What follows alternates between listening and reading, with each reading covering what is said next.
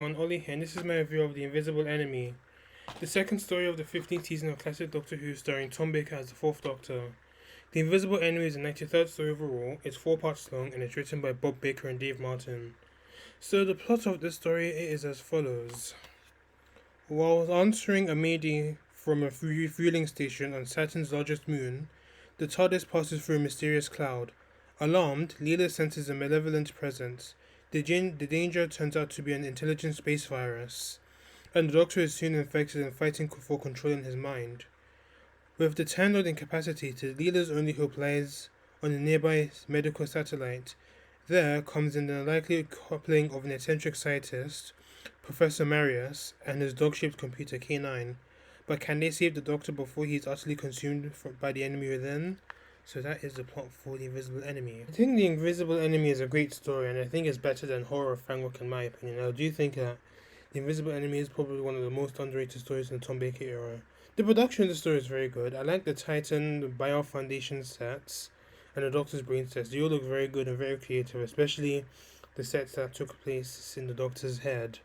We also get a new TARDIS console room, which is one of my favorites from the classic series, and it feels lively in comparison to the dull wooden TARDIS interior that was used in season 14. And I think this is the console room that actually remains even up to the end of season 20. So it's good as at least there's some stability when it comes to TARDIS console rooms, because in the past, like I think we've definitely gotten like three different designs in the past 5 years, and this was probably and I think this remains until season 20, and it's good that I've actually taken some inspiration from the old TARDIS console, so that's a bit of a wreck. So I like that. As I think the model work in this story was actually very good. I liked how like the ships were flying and the special effects, they were very good as well. And I think they definitely did a good job. And I think that Invisible Enemy probably has some of the best model work and special effects in all of classic Who. The script was very good, and I think the direction by Derek Goodwin was very well done, and I think he definitely did his best. And I think this is his only direction he's ever done for Doctor Who, so at least you go out on you start and end on a high note. I think the plot was very good and very innovative. And what really won me over was the part of the plot where the clones of the Doctor and Leela were inside the Doctor's head. I watched this story for the first time when I was 9 years old, and memories of that particular moment came back 13 years after watching this. Yeah, 12, 13 years after watching this story. The main plot of the nucleus affecting the Doctor as well as other characters is actually very good, and it gave the story some needed attention, especially when Marius and K9 came under control or from the nucleus for a brief moment. The pacing was very well done. There wasn't really a part that really dragged out in my eyes, well, except for a bit of part one. So that's that. But Enemy did have some very good moments. One of them being when the Doctor saved Leela from his own phagocyte, and I like the part two cliffhanger when the clones of the Doctor and Leela were about to enter the Doctor's head, was Tom Baker and Louise Jameson were spinning around in a backdrop that resembled the Mandragora Helix back in season 14.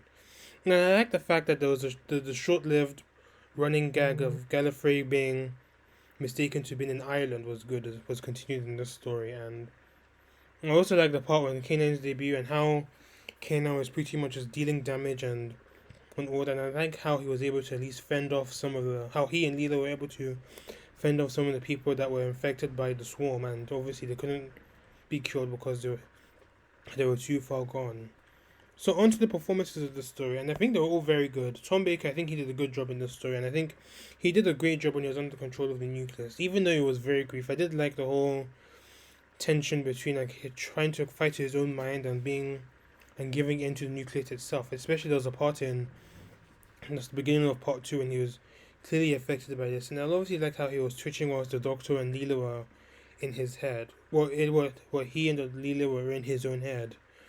And I think he has some good bantering with Leela in this story, and I think it's a small improvement it's a small improvement to the relationship he has with her. So it's fairly obvious that the two characters have grown fond of each other, even though I'm sure the two actors weren't actually fond of each other back then.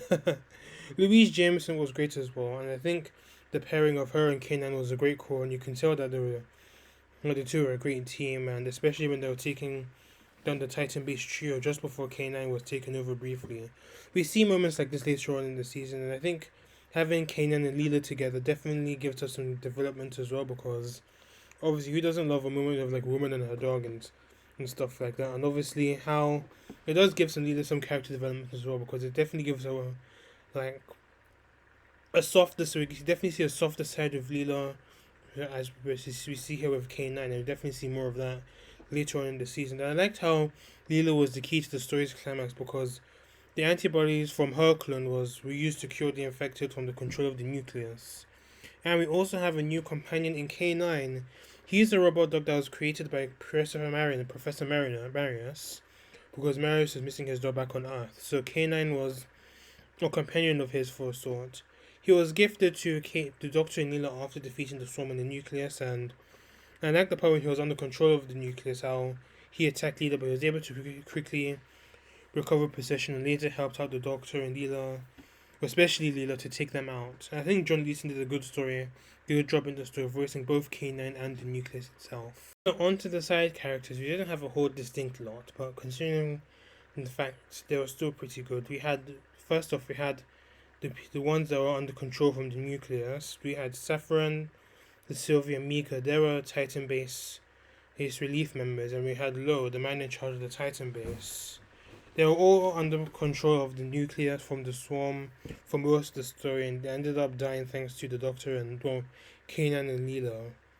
And for the Bial Foundation, we had Professor Marius. He was a scientist that worked for the Bial Foundation, and he was the one that created K9.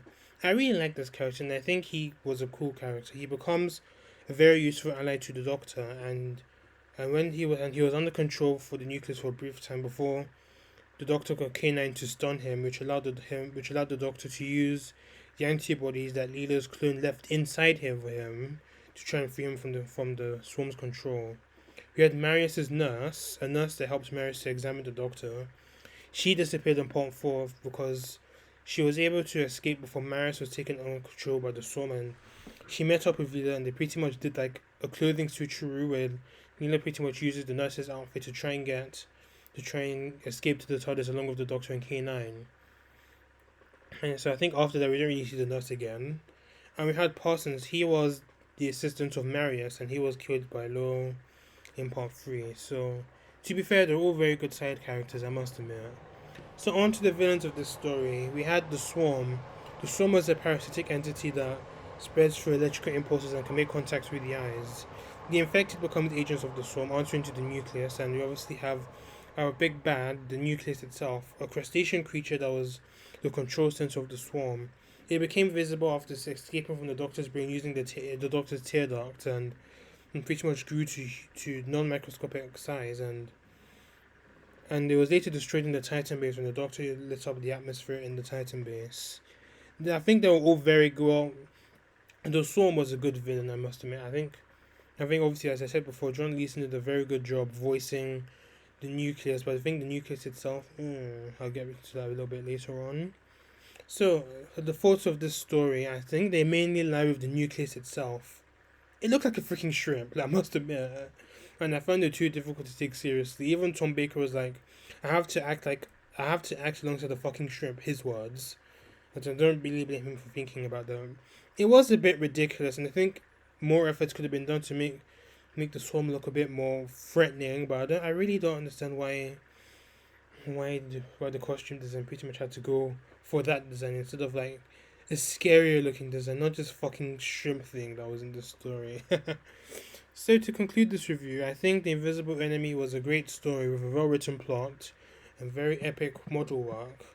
I reckon it's proof that Doctor Who will be finding the hands of Graham Williams, and it's pretty much your staple Graham Williams story with the sci-fi story with some dark elements, but with a tad bit of humor and lightheartedness that pretty much made his era enjoyable, to say the least. So I give The Invisible Enemy a 9 out of 10. So my next review will be Image of the Fendal, so stay tuned for that review.